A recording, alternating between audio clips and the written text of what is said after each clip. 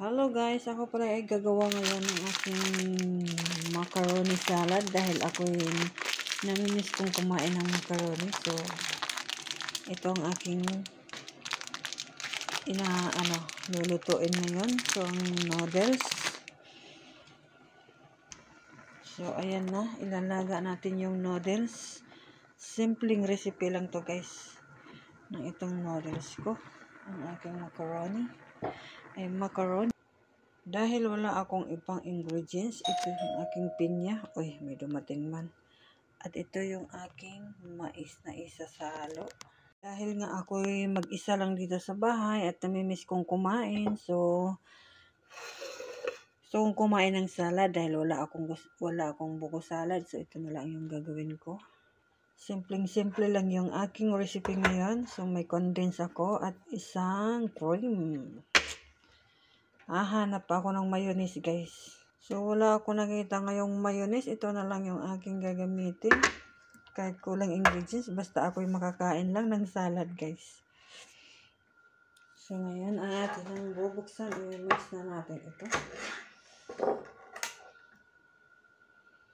Ang isang condense. Pero baka masyadong matamis kaya huwag muna natin yung ibubuhos. At isang cream.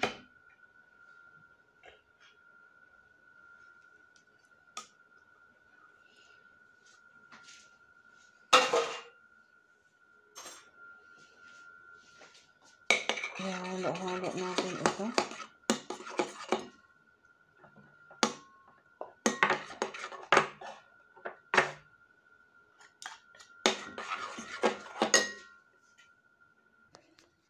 Ito na, natapos na yung noodles, naluto na.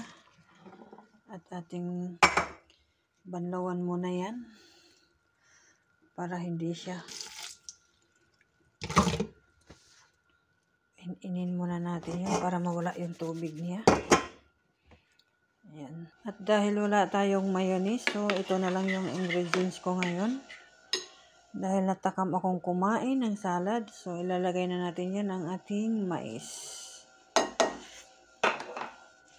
At ilalagay na natin yung pineapple.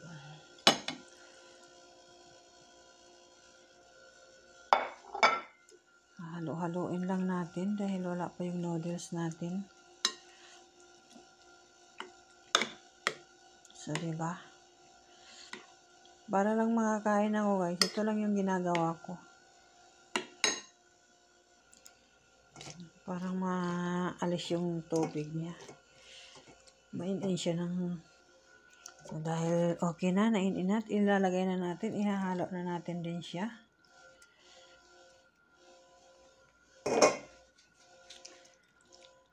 Yan. Ito yung recipe ko dyan, napakasimpleng recipe sa aking gawa ng kahit kulang-kulang ng ingredients. Makakain lang ako. Dahil wala tayong ibang ilalagay, kundi ito na lang yung cheddar ng ating ilalagay na cheese. Lagyan natin ng cheese para masarap-sarap kasi walang mayonnaise guys. Kulang ng mayonnaise.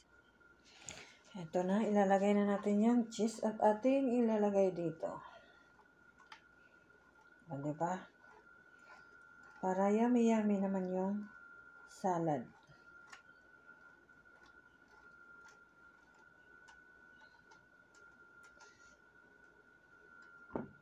Huwag natin ilalahat. Konti lang. Kalahati. So, ayan. Natapos ko na ang aking salad. So, ilalagay na natin yun sa ref. Para lumamig siya at magiging sticky-sticky siya. At ready to eat na.